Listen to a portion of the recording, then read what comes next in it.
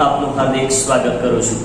મિત્રો, આજના લેક્ચરમાં આપણે મહારાજ સાહેબ ઈસવીસન 1919 માં દેવ થયા। વિદ્યાર્થી મિત્રો, 1919 માં એ મહારાજા સાહેબ છે એ દેવ થયા। દેવ થવું એટલે કે સ્વર્ગવાસ થવું, અવસાન પામવું। ત્યારે શ્રી પ્રભાશંકર ઈસ્ટ ઇન્ડિયા કાઉન્સિલના સભ્ય હોય ઇંગ્લેન્ડમાં હતા। ભારતીય સલાહકાર સમિતિ ઈસ્ટ ઇન્ડિયા કાઉન્સિલ જે છે એ ભારતીય સલાહકાર સમિતિના સભ્ય હોય ઇંગ્લેન્ડમાં તેઓ હતા અને તેમને હિન્દના કોઈ પ્રાંતના ગવર્નર પદે નિમવા સરકાર વિચારતી હતી। એ તે સમયની બ્રિટિશ જે સરકાર હતી એ બ્રિટિશ સરકાર પ્રભાશંકર પટણીને કોઈ ગવર્નર પદ આપવા અંગે વિચારતી હતી। તે વખતે ભાવનગરના પ્રજાજને તથા રાજ્ય કુટુંબે બાળ મહારાજની સંભાળ રાખવા તથા રાજ્યનો વહીવટ કરવા સર પ્રભાશંકરને નિમવા માટે સરકારમાં તાર તથા પત્રથી અરજી કરેલી। સત્તા અને વૈભવ વાળું જીવન ઉજળું ભાવીએ છોડી અને પ્રભાશંકરે એ પદ નહીં સ્વીકારે તેમ સરકાર માનતી હતી। મિત્રો, એક તરફ એની સામે લાલચ હતી, ગવર્નર તરીકેનું પદ મળી શકે એમ હતું, પરંતુ પ્રભાશંકર પટણીએ આ બ્રિટિશનું પદ ન સ્વીકાર્યું। એ બે વચ્ચે જ્યારે પસંદગી કરવાનું જ્યારે એને કહેવામાં આવ્યું ત્યારે શ્રી પ્રભાશંકરને જ્યારે કહેવામાં આવ્યું ત્યારે તેમણે તરત જ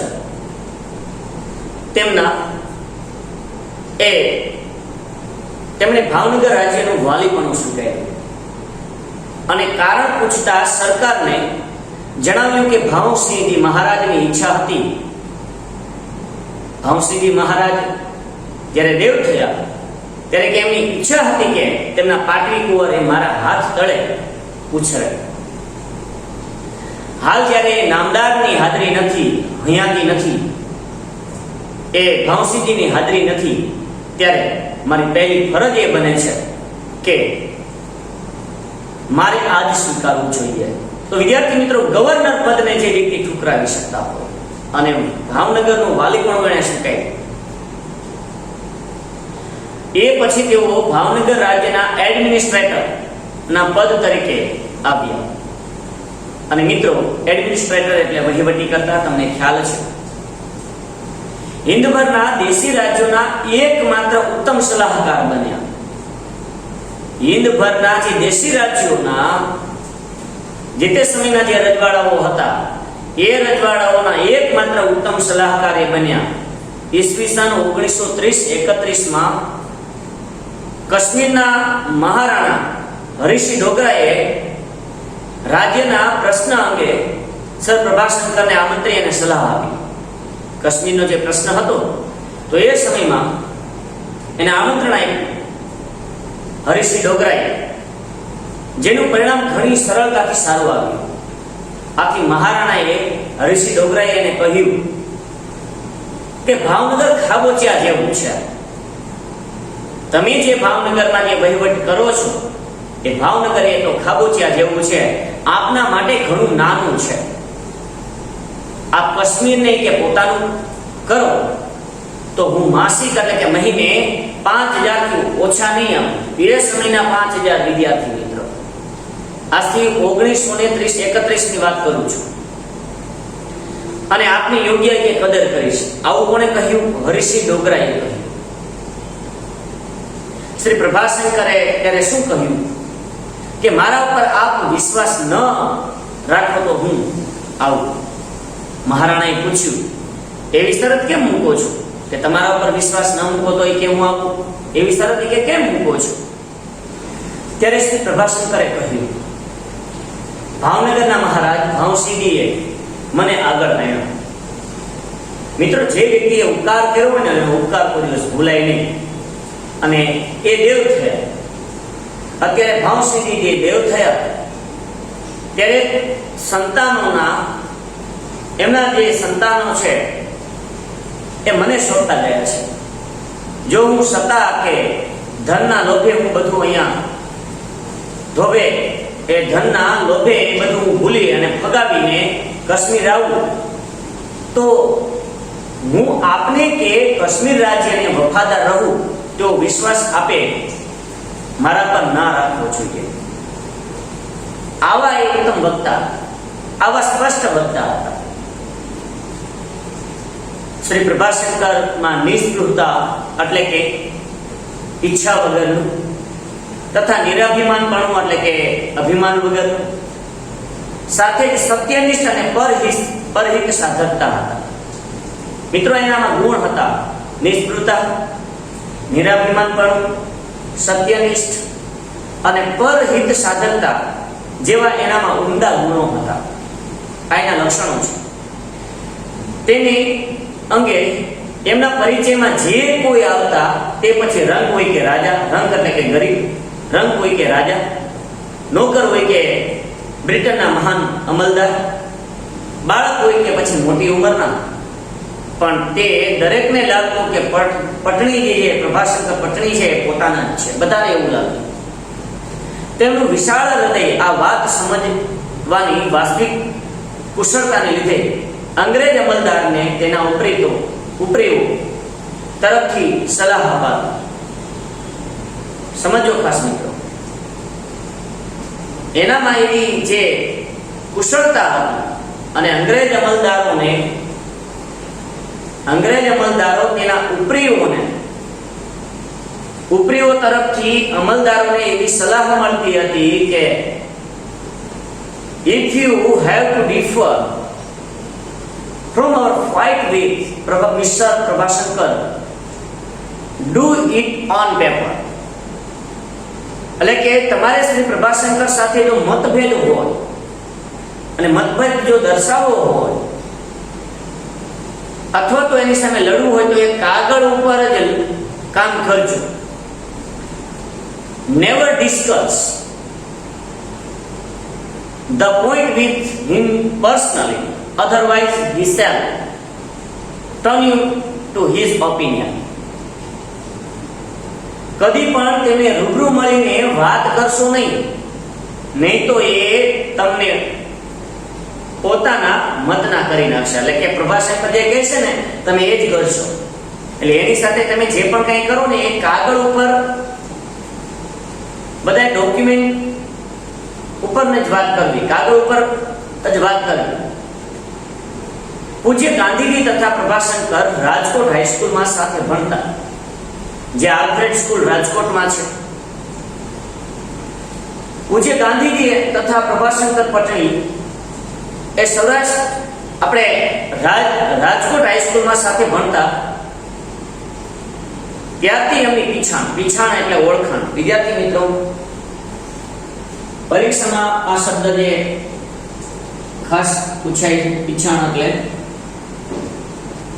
ઓળખાણ.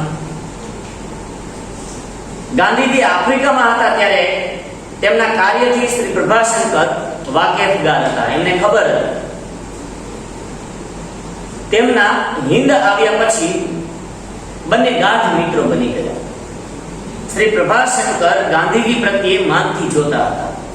પ્રભાશંકર પટણી છે એ ગાંધીજીને પ્રત્યે માનથી જોતા હતા, છતાં પોતાને સત્ય લાગતી વાત એ કહી દેતા.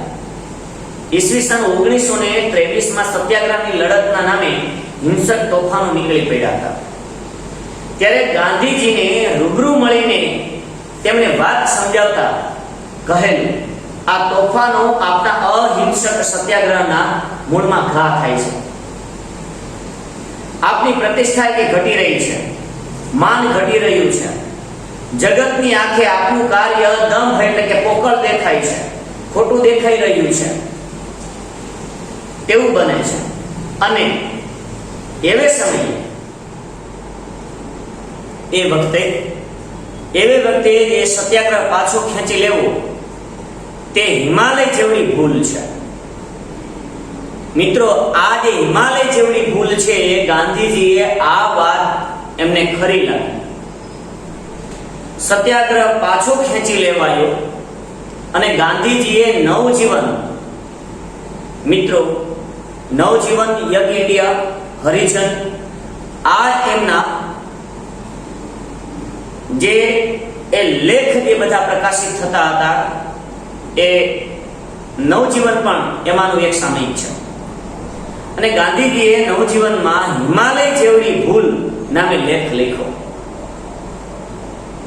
હવે વિદ્યાર્થી મિત્રો, ઈસવીસન 1924 ની જો વાત કરીએ તો ઈસવીસન 24 પછી ભાવનગર ખાતે કાઠિયાવાડી રાજકીય પરિષદ બોલાવવા હિલચાલ થઈ.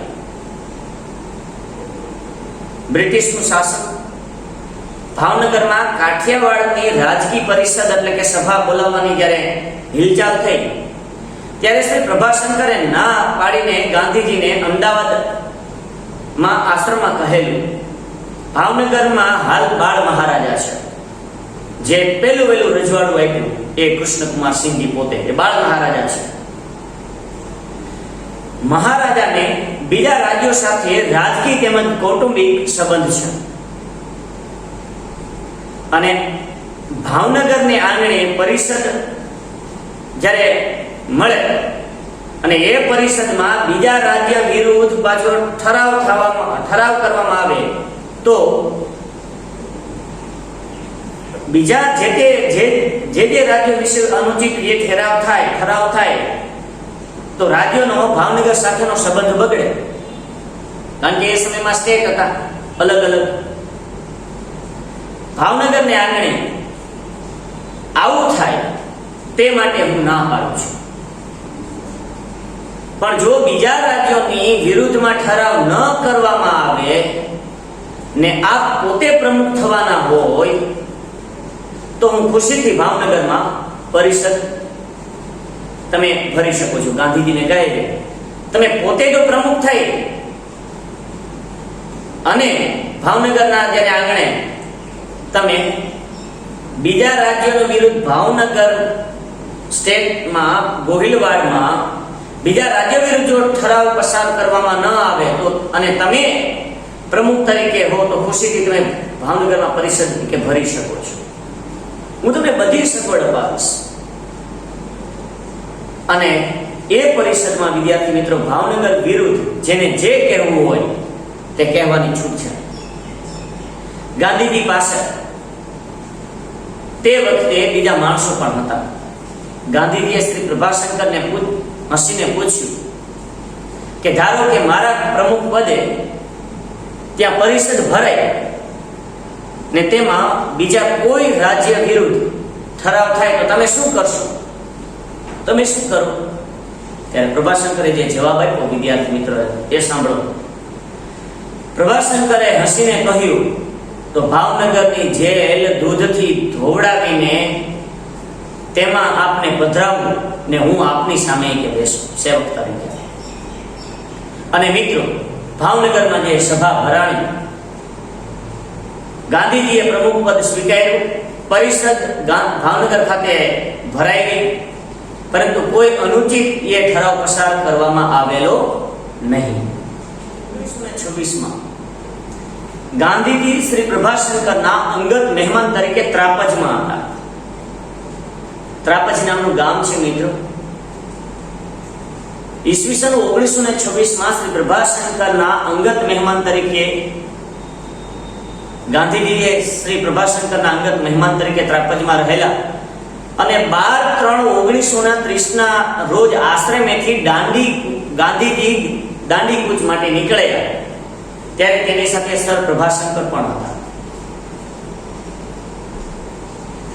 આ વિદ્યાર્થી મિત્રો 12/3 એટલે કે 12મી માર્ચ 1930 જે દાંડી કૂચ યાત્રા જે થઈ એમાં જે લોકો જોડાણા હતા એમાં પ્રભાશંકર પટણી પણ ગાંધીજી સાથે. બીજી ગોળમેલી પરિષદ વખતે કોંગ્રેસ આગેવાનો તથા સરકારના સત્તાધીશો ના આશ્ચર્ય વચ્ચે ગાંધીજી ને સમજાવીને શ્રી પ્રભાશંકર પટણી તેમને ઇંગ્લેન્ડ લઈ ગયેલા. શ્રી પ્રભાશંકરે તે વખતે ગાંધીજીને કહેલું, હું જાણું છું કે અંગ્રેજ સત્તાધીશો હાલ સ્વાર્થથી અંધ છે, તેથી પરિષદ એ સફળ જવાની નથી, પણ આપનું ત્યાં જવું એ નિષ્ફળ નહીં થાય.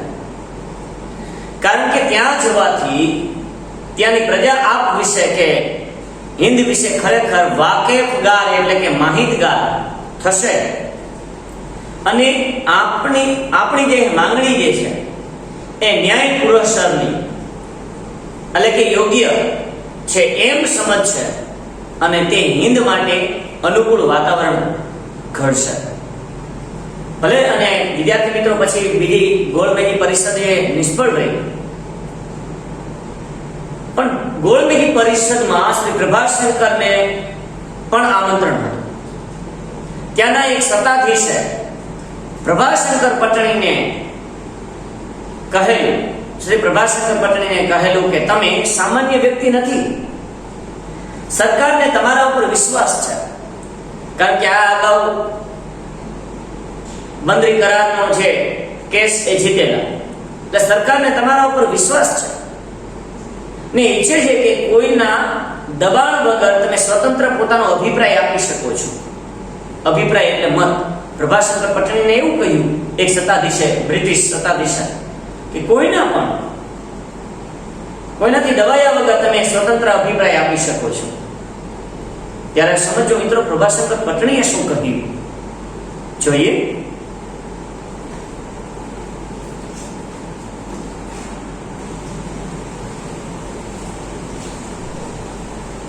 વિદ્યાર્થી મિત્રો, ઉત્તરમાં જ્યારે પ્રભાશંકર પટણીએ આ પ્રકારે કહેલું, શું કહેલું કે આપ જાણો છો કે કેવળ હિન્દના લાભ માટે નહીં પણ ભારે બ્રિટનના અને માનવ જાતના હિત માટે શ્રી ગાંધીજી વાત કરે છે. ખરે માત્ર ને માત્ર ભારત માટે નહીં પરંતુ બ્રિટનના હિત માટે પણ ગાંધીજી વાત કરે છે. એટલે આપે ગાંધીજીને પૂરેપૂરા સાંભળવા જોઈએ એવી મારી વિનંતી છે.